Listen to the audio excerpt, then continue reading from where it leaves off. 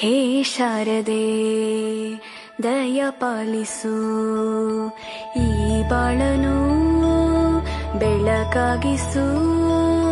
ಹೇ ಶಾರದೆ ದಯ ಪಾಲಿಸು, ಈ ಬಾಳನು ಬೆಳಕಾಗಿಸು.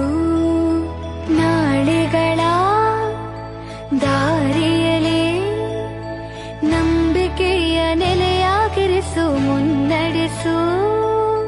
ಕೈ ಹಿಡಿದು ನಾವಾಡೋ ಪದ ಪದದಲ್ಲೂ ಸಂಚರಿಸು.